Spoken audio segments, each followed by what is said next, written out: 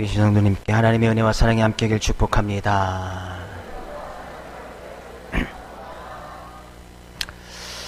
어떤 학생인 손자가 있었는데 길을 가다가 할아버지를 우연치 않게 만난 거예요.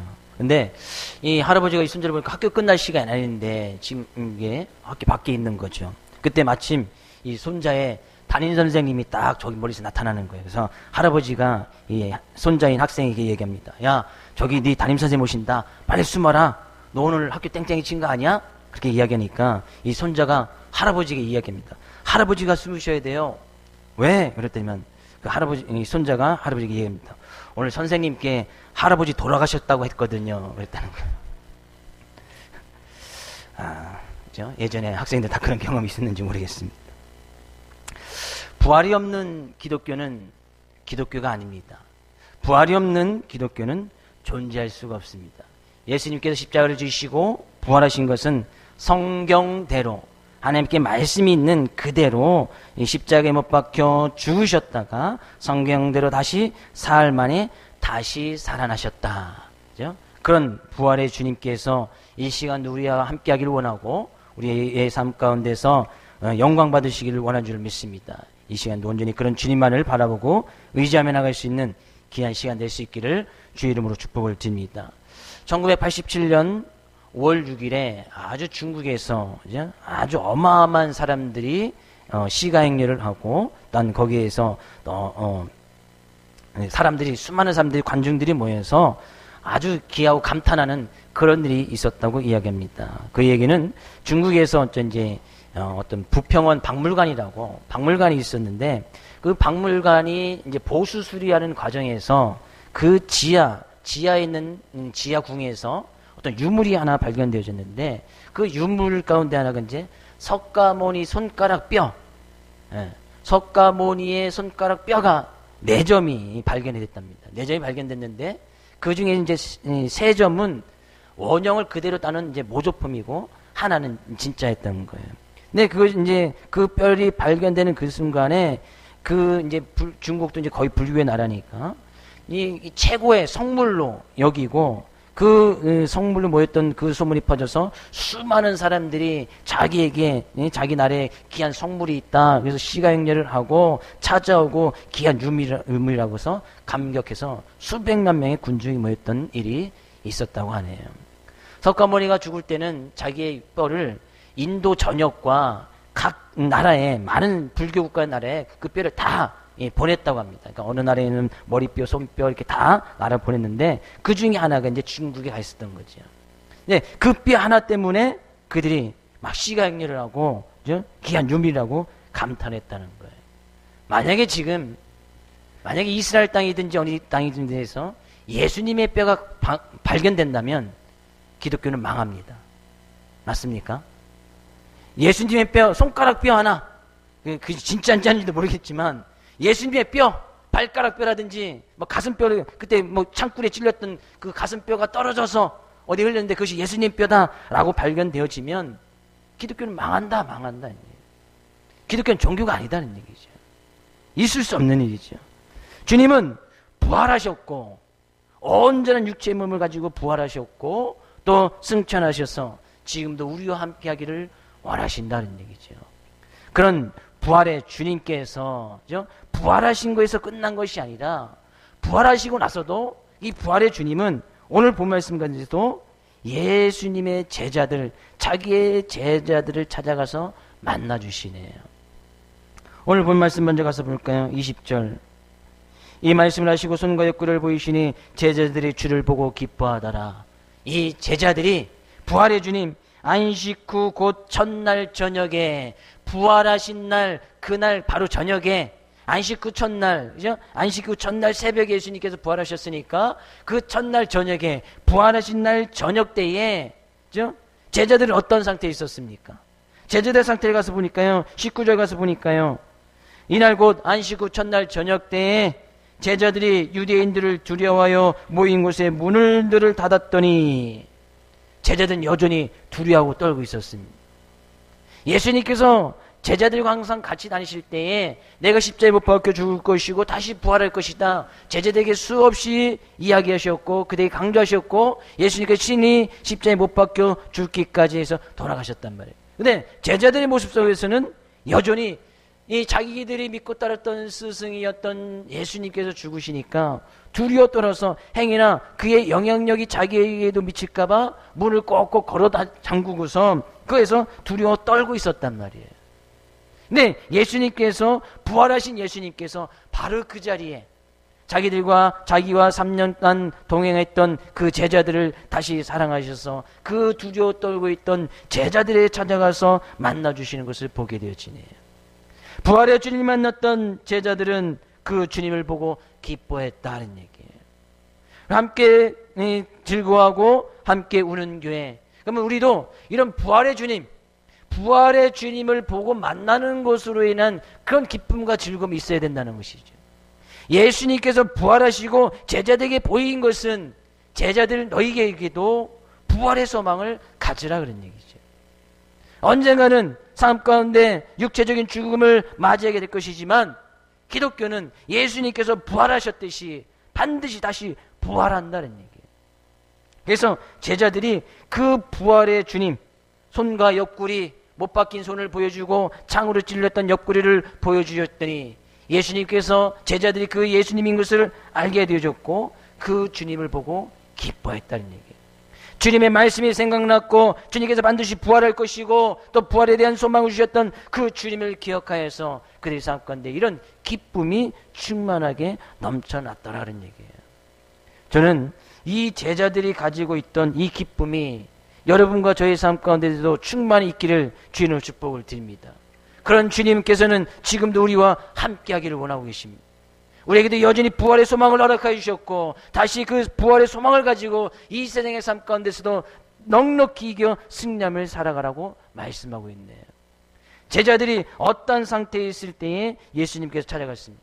그들은 여전히 두려워하고 모인 것을 굳건히 닫아두어서 그 어느 누구도 만나지 않으려고 했던 그런 떨림이 있었습니다.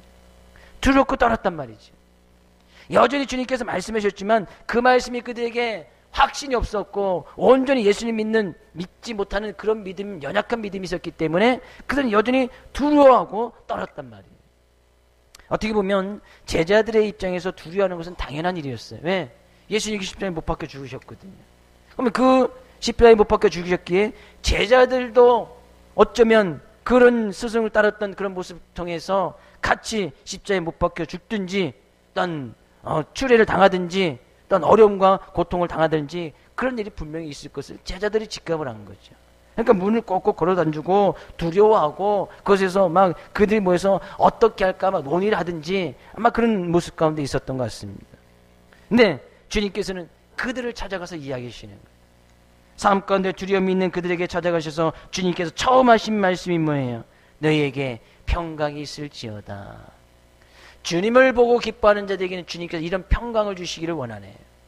우리가 예수님 믿고 나가도 여지 삶 가운데 두려운 일을 당합니다.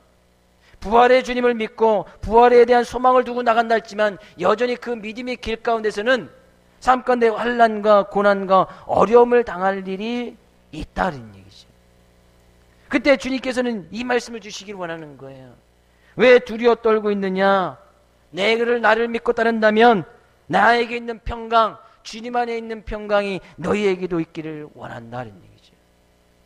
행여나 이 시간 삶 가운데 불안하고 두렵고 떨림이 있는 불안한 모습을 가지고 주님의 전을 찾는 성도들이 있습니까?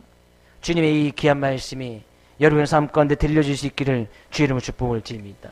이 세상을 삶을 살아가면서 보면 우리 믿음의 길을 걸어가면서도 때로는 평강이 없고 평안이 없을 수 있는 일도 많지만 이 우리가 사는 삶의 모습 가운데서도 세상 가운데서도 평안이 없는 경우들이 너무나 많습니다. 지금 국가적인 정세라든지 경제적인 상황을 보면 참 평안을 이 나라에 둘지 못하는 그런 경우도 있을 수 있겠지요. 또 물질적인 어려움 때문에 또 평강을 잃어버릴 때도 있습니다. 가족 안에 또 문제가 있기 때문에 그것으로 인해서 평강이 없을 수도 있단 말이죠. 주님께서 마신 평강은, 성경에서 평강은 평안이나 화평이나 다 같은 말로 이야기를 하고 있습니다. 네, 도처에 뭐 전쟁의 소문이 들리기도 하고, 물질적인 어려움 때문에 그러기도 하고, 또한 이 가정의 문제, 그런 상황이나 여건 때문에 삶 가운데 참 평안이 없는 그런 분들이 많이 있을 수 있단 말이에요. 네, 그런 주님께서는 말씀하시네요. 예수님을 믿느냐? 부활에 대한 소망이 있느냐? 부활에 대한 예수님께서 직접 제자들에게 보이시면서 너에게 평강이 있을지어다 말씀하셨듯이, 그런 주님은 이 시간도 우리를 찾아와서 말씀하여 주시네요. 평강이 있을지어다. 평강이 있을지어다. 왜 예수님 믿고 나가는데 왜 두려움이 있느냐? 뭐 때문에 문을 꽁꽁 걸어담그고 사람들을 만나기 싫어하고 문을 꽁꽁 걸어담그고 자기 안에서 자기 스스로 문제를 해결해 보려고 하느냐?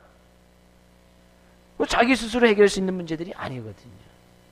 우리의 인생의 모든 문제들, 물론 우리의 스스로의 어떤 노력과 정성을 통해서 해결되어 줄 수 있는 것도 있겠지만, 그 노력과 정성을 다할 수 있는 힘과 능력을 주신 주님의 은혜가 없이는 또 해결할 수 없는 것이죠. 그래서 저는 오늘 이 말씀, 주님을 보고 기뻐하며 말미암아 주님께서 허락하신 귀한 말씀, 평강이 있을지어다, 삶 가운데 여러분의 귀한 평강이 삶 가운데 충만히 일어날 수 있기를 주 이름으로 축복을 드립니다. 삶 가운데 지금 두려운 상황을 당할 일이나 어려운 상황을 당한 그런 상황 가운데서도 주님께서 주신 그 평강함, 평안함, 그것은 오직 주님 안에서만 얻을 수 있는 평강이다, 이런 얘기죠. 곧 군대를 가면 군대에 대한 두려움이 있겠지요. 왜 없겠습니까? 예? 물질적인 어려움 당장 떨어져 있으면 그것 때문에 두려움이 있겠지요. 그러나 주님께서는 그런 것으로 근심, 걱정, 염려하지 말아라, 이런 얘기죠. 주님께서 염려하지 말라고 하신 이유에는 그 모든 것은 주님께서 책임져 주실 일이다, 이런 얘기죠. 왜 먹는 것으로 걱정하느냐, 두려워하느냐, 입는 것으로 근심하고 걱정하느냐? 예? 너희들이 하늘에 나는 새와 들에 피는 백합화가보다 못하냐? 하물며 하나님의 자녀야. 이런 말할 것이 없겠지요.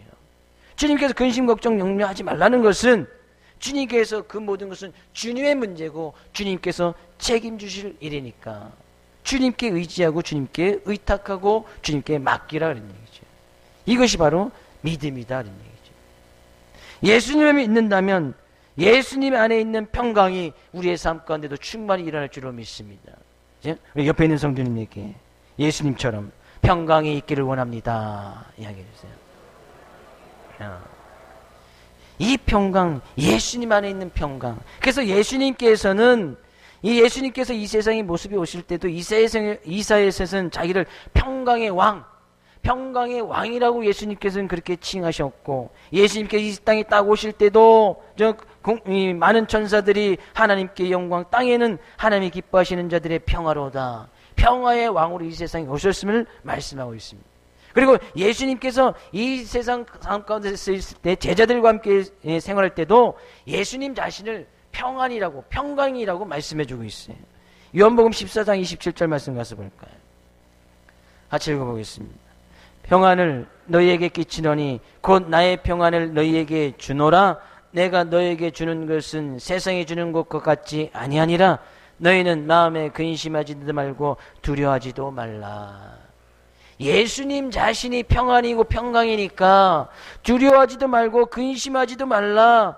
내가 주는 평안은 세상에 주는 것과 다른 것이니, 물질적인 어려움이 있을 때에 물질이 좀 많아지면 그 순간만큼은 근심과 염려가 없어지는 것 같지만 또 그 물질 때문에 또 어려움과 근심, 걱정할 일이 또 생긴단 말이죠. 결국에 그것은 무엇을 반증하는 것이냐? 물질이 우리의 삶 가운데 참된 평안과 평강을 허락해 주는 것은 아니다, 이런 얘기죠. 오직 세상에 주는 것과 같지 아니하는 예수님 안에 있는 평강, 이 평안은 예수님 안에 있으니까 예수님 믿고 예수님을 품은 우리에게도 이런 평안이 그대로 임하기를 주님께서는 원하신다는 얘기죠. 예수님을 믿으시는 분 하면요, 예수님의 평강이 삶 가운데 충만히 있으신 분 하면요, 예수님은 자기 자신을 평안이다, 평안.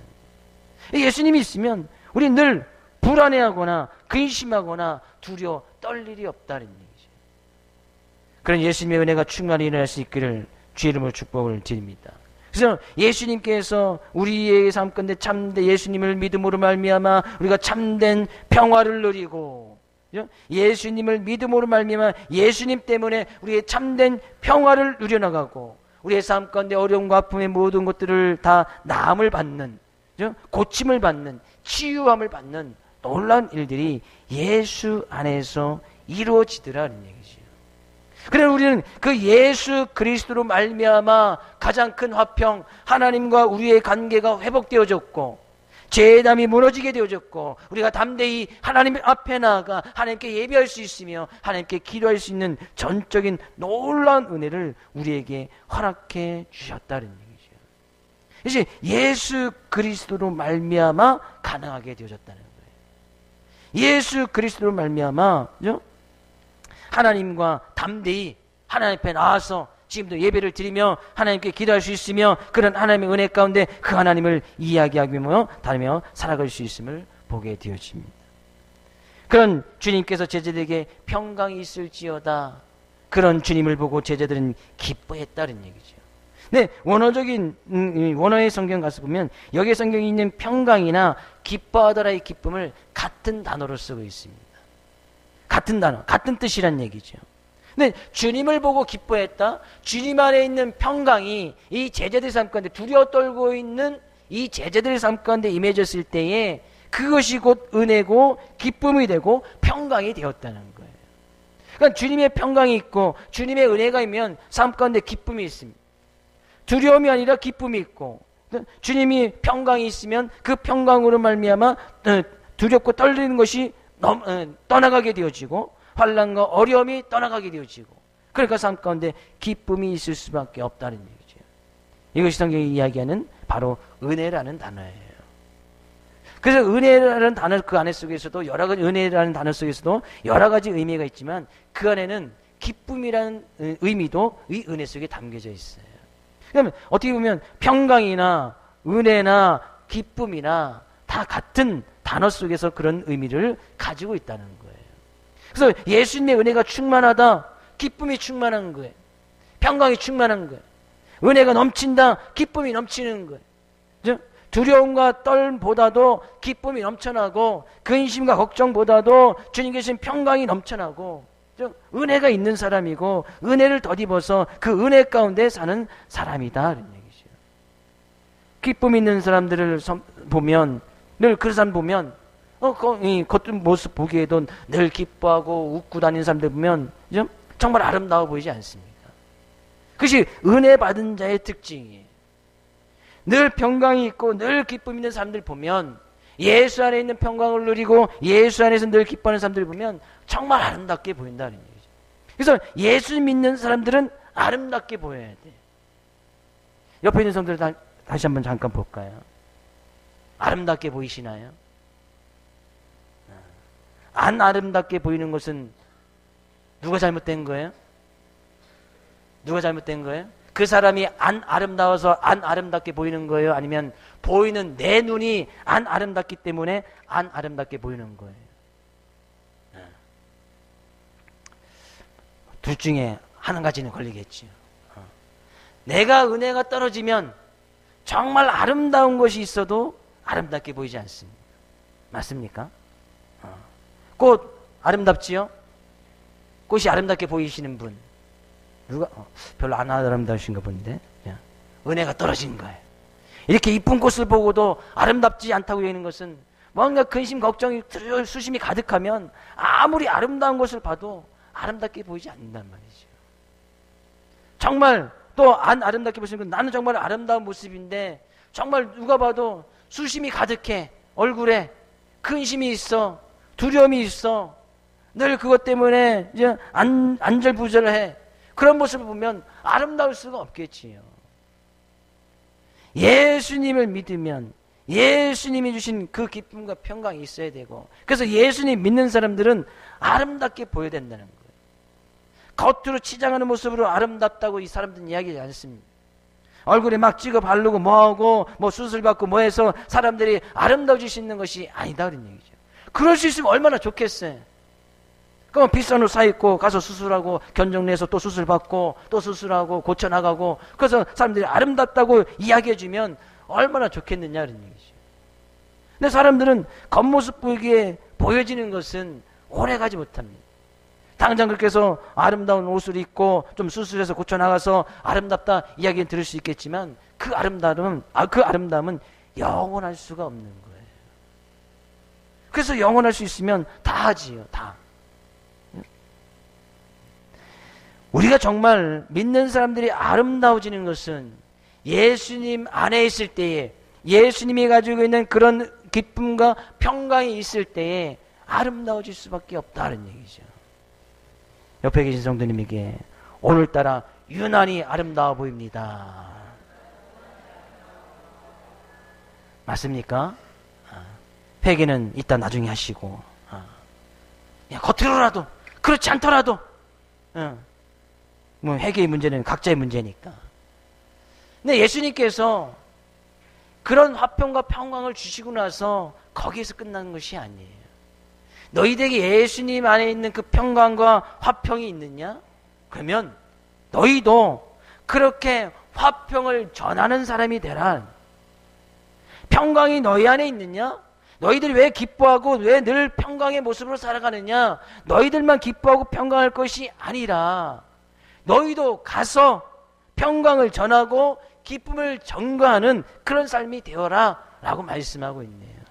그래서 예수님께서 말씀하시는 거예요. 21절 예수께서 또 이르시되 너희에게 평강이 있을지어다. 아버지께서 나를 보내신 것 같이 나도 너희를 보내노라. 다시 한번 제자들에게 말씀하셨습니다.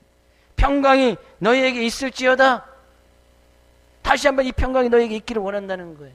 그 평강이 너희에만 있어서 거기서 끝나는 것이 아니고 너희만 기뻐하고 너희만 평강이 있으면 되느냐? 아니요. 주님께서 하나님께서 아버지께서 나를 보내신 것 같이 나도 너희를 보낸다. 어떻게 해요? 지금 두려워 떨고 있는 그들에게 참 평강을 허락해 주시고 그 평강을 전하는 주님의 제자다운 삶의 모습으로 살아가도록 그들을 보냈다는 얘기예요. 여기서 보냈다라는 것이 바로 사명이에요. 이것이 바로 선교예요. 그 단어를 쓰고 있어요. 고린도후서 5장 18절 19절 말씀 가서 볼까요? 고린도후서 5장 18절 19절 함께 읽어보겠습니다. 모든 것이 하나님께로 났으며 그가 그리스도로 말미암아 우리를 자기와 화목하게 하시고 또 우리에게 화목하게 하는 직분을 주셨으니 곧 하나님께서 그리스도 안에 계시사 세상을 자기와 화목하게 하시며 그들의 죄를 그들에게 돌리지 아니하시고 화목하게 하는 말씀을 우리에게 부탁하셨느니라. 지금 예수님께서 제자들에게 부탁하고 계시네요. 평강이 너희에게 있을지어다. 그 평강이 너희에게만 있지 말고 너희도 나도 너희를 보내노니 가서 평강을 증거하고 기쁨을 증거할 수 있는 제자다운 삶의 모습을 살아가라 말씀하고 있는 거예요. 주님을 우리가 믿고 나가면 내가 주님을 믿고 나가는 거기서 끝나는 것이 아니란 말이죠. 주님을 믿으면 주님 안에 있는 기쁨과 평강이 삶 가운데 있게 되어지고, 그러면 우리는 예수님을 믿는 제자의 삶의 모습은 나의 삶 가운데 기쁨과 평강이 있는 것을 끝나지 아니하고 주님께서 우리에게 기쁨과 평강을 허락해 주신 것은 너희도 가서 나도 너희를 보내노니, 보냈다는 것은 가라는 거 아니겠습니까? 가서 이 기쁨과 평강을 전해라. 나도 너희에게 화목하게 하는 말씀을 우리에게 부탁하셨느니라. 화목하게 하는 직분을 우리에게 주셨으니 그 직분과 사명을 우리에게 주셨다는 얘기예요. 그래서 예수님 믿는 사람들은 모두 다 같은 직분과 사명을 다 받은 자들입니다. 예수님을 믿는 제자들은 다 동일하게 누구나에게 다 지금 똑같은 직분과 사명을 동일하게 허락해 주셨는데 그것은 화목하게 하는 직분, 예수님께서 우리를 보내주셔서 주님이 주신 그 평강을 증가할 수 있는 그 사명을 다 누군가에게 허락해 주셨다는 거예요. 예수 믿는 모든 자들에게 이런 사명을 허락해 주셨다는 거예요. 쉽게 그런 거예요. 너만 예수님 잘 믿으면 되느냐? 너만 예수님 잘 믿어서 제 문제 해결하고 너만 예수님 잘 믿어서 기쁨과 평강이 있으면 되느냐? 지금 두려워 떨고 있는 제자들에게 말씀하신 거예요. 왜 두려워하고 있느냐? 왜 떨고 있느냐? 너희들이 해야 될 일은 지금 두려워 떨 것이 아니라 내 안에 있는 평강을 너희들이 덧입어서 그 평강을 증가하는 진정한 제자다운 삶의 모습을 살아갈 것이 아니냐. 그랬어요. 제자들이 제자다운 삶의 모습을 살아갈 때 이 두려움은 자연스럽게 떠나가는 거예요. 왜? 분명히 그들이 해야 될 일을 알고 있거든요. 사명의 중요성을 알고 있고 그가 예수님께서 왜 그들을 택하여 제자를 삼으셨는지 제자들이 해야 될 일을 분명히 그들을 알고 있기 때문에 삶가운데 두려워할 시간이 없는 거예요. 떨 일이 없는 거예요. 지금 이들이 두려워 떨고 있던 이유 중에 하나는 그들이 해야 될 일을 잃어버렸기 때문이에요. 무엇을 해야 되지? 예수님께서 십자가에 못 박혀주셨는데 과연 우리 무엇을 해야 될까? 그들이 해야 할 일을 잃어버렸기 때문에 지금 두려워 떨고 있었단 말이죠. 아마 그 이전에 예수님께 주신 말씀을 굳건히 믿고 예수님께서 부활하실 거야. 그럼 부활해 주님을 우리가 만나자. 아마 그들이 그렇게 제자들이 모여서 기도하고 주님을 만나기 힘써 나갔다면 그들은 두려워나 떨지 않았을 거란 말이죠. 문을 꽁꽁 걸어 잠그는 그런 일은 없었을 거다는 얘기예요. 우리가 분명히 해야 될 일, 예수님을 믿는 자들이 분명히 해야 될 일을 알고 예수님의 제자들이 제자다운 삶의 모습이 무엇인지를 분명히 알고 있다면 두려워 떨 시간이 없는 거예요. 무엇 때문에 두려워하십니까? 무엇 때문에 떨고 있느냐 그런 얘기죠. 제자가 제자다운 삶의 모습을 살아가고 주님께서 주신 화목하게 하는 직분, 그 직분을 통해서 우리를 세상에 보내었듯이 우리도 그 세상에 보내심을 받은 자, 보내심을 받았다. 그것이 사명이다. 사명.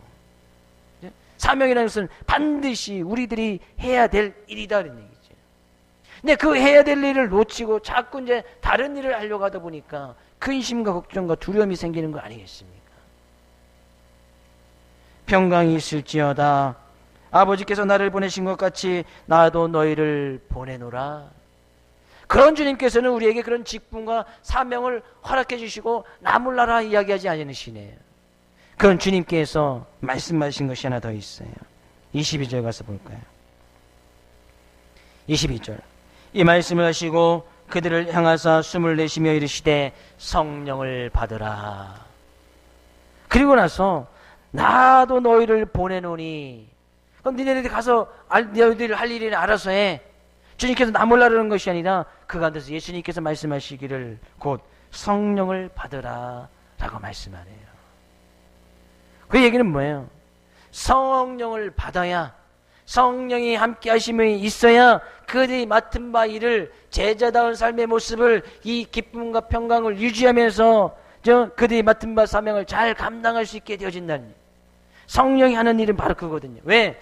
부활하신 예수님께서 계속해서 제자들과 함께 거하실 수 없는 그런 상태가 되셨어요. 그래서 예수님께서 부활하시고 난 이후에 40일 정도 제자들과 함께 계셨다가 승천하셨거든요. 사도행전 1장에 있는 말씀이죠. 부활하신 예수님께서 제자들에게 보이시고 그들과 같이 식사도 하시고 두려워 떨고 있는 제자들 또 찾아가서 만나주시고 그렇게 40일 정도 있으시다가 마지막 제자들 있는 곳에서 구름 타고 하늘로 딱 승천하셨고 나중에 내가 다시 재림하여 이 세상에 올 것이다. 그 말씀을 가지고 하나님께서 승천하신 것을 보게 되었습니다. 예수님께서 왜 성령을 받으라고 말씀하시냐 하면 예수님께서 제자들과 영원히 함께 하실 수 없었기에 예수님의 역할을 대신할 만한 하나님의 영이신 성령을 받아서 성령의 도우심을 받고 성령의 인도하심을 받아 성령이 이끄시는 대로 너희에게 삶 가운데 주어진 그런 직분과 사명을 잘 감당하도록 하나님께서, 예수님께서 성령을 받으시라고 말씀하신 거예요. 그래서 지금 우리는 성령을 받아서 성령의 인도함을 받고 성령의 충만한 삶을 살아가야 된다는 거예요. 그래서 이 사도행전에서 너희가 권능을 받고 성령이 충만해서 권능을 받으면 온 유대와 사마리아 땅끝까지 이르 내 증인이 되리라. 예수님께서 하신 말씀이 그들이 성령의 충만하여서 주님의 권능으로 덧입혀졌을 때에 그런 주님의 증인된 일을 그들이 그때서야 가능하게끔 해줬다는 거예요. 그래서 우리는 삶 가운데 성령을 받는 것이 너무나 중요해요. 그럼 성령을 어떻게 받지? 성령 받았다는 것은 무슨 것을 의미하는가? 그죠?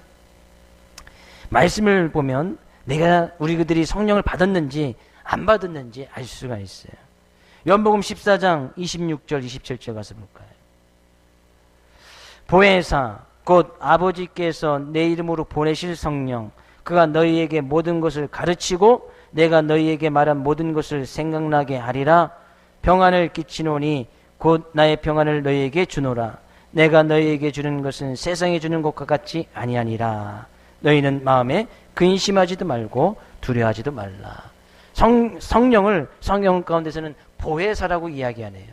보혜사는 도와주시는 분, 상담해 주시는 분이라는 것이 이제 보혜사거든요. 근데 성령님께서 하시는 역할은 어떤 역할을 하시느냐? 내가 너에게 모든 것을 가르치고 하나님의 말씀을 가르치고 내가 너에게 말한 모든 것 하나님의 말씀이 생각나도록 도와주시고 상담해 주시는 분이 성령이시라는 거예요. 성령을 받을 때는 내가 성령을 받았느냐 안 받았느냐는 것은 그것을 성령을 받을 때 그것을 느끼고 체험하는 사람도 있지만 자신도 모르게 성령이 임했는 그런 경우들이 훨씬 더 많습니다. 그럼 내가 성령을 받았는지 어떻게 하느냐? 어떤 상황의 역경 속에서 하나님의 말씀을 가르침을 받아서 그 말씀이 생각이 나는 성령이 이미 임하였고 성령의 인도하심을 받아서 성령의 충만한 모습을 살아가는 거예요. 예를 들면 그런 거예요. 남의 물건이 좋아 보이는 것이 하나 있어요. 누가 봐도 탐내고 싶은 거예요. 근데 그것을 탐심이 있어서 그것을 가지고 싶어. 근데 그 물건을 슬쩍 딱 하려고 하는데 말씀이 퍼뜩 생각나네요. 어떤 말씀이 생각이 날까요? 도둑질하지 말아라. 말씀이 탁 생각이 이거 도둑질하지 말라. 하나님 말씀에도 있고 십계명 가운데도 있고 이것을 어기면 하나님 큰 죄를 져는데 오히려 이것을 범함으로 하나님을 욕되게 할 수 있는데 그래 그러면 안 되지. 그런 경험이 한 번이라도 있으셨던 분 아멘요? 다 도둑질을 안 해보셔서 예를 하나 든 거잖아요. 예를. 예? 그러니까 무슨 일을 상황이 여건 속에서 막 이제 부부간에 싸움을 막 이제 말다툼이 일어서 막 짜증이 올라오고 막 말다툼이 막 시작되려고 해. 근데 하나님의 말씀이 뻘떡 생각나. 아내 된 자여 남편 된 자에게 순종하고 남편 된 자여 아내를 자기의 몸같이 사랑하라. 그래서 막 싸우고 싶은데도 이 말씀이 뻘떡 생각나서 싸우면 안 되지. 그래 여보 내가 미안해 하든지 아니면 좀 바깥에 나가서 커피 한잔 마시고 들어와서 감정을 좀 가라앉힌 다음에 우리 좋은 말로 다시 한번 얘기해 봅시다 해서 그런 위기와 상황을 모면해 나가는 그런 경험이 있으신 분 하면요. 우리 교회 성도는 부부싸움을 잘 안 하시니까. 부부싸움을 안 하는 이유는 뭐예요? 말씀이 그렇게 하셨기 때문에 안 하는 거 아니에요? 아닌가요? 그럼 뭐예요? 우리 안에 계신 성령님이 그런 말씀을 생각하게끔 자꾸 우리 안에서 그러면 안 돼. 도둑질하면 안 돼. 부부싸움 하면 안 돼. 내 아내를 내 몸같이 사랑해야 돼. 남편의 말에 순종해야 돼. 자녀들을 정말 사랑해야 돼. 내 이웃을 사랑해야 돼. 원수를 저주하지 말고 그들 축복해야 돼. 가난한 사람들 있으면 도와주고 그들을 위해서 구제하고 섬겨야 돼. 이런 말씀 막 생각을 하게끔 하고 그 말씀 우리에게 뭘 가르쳐 주시네. 벌써 성령이 임했고 성령이 충만한 삶을 살아가고 있다는 얘기예요. 그 성령님은 말씀하시네요. 로마서 8장 26절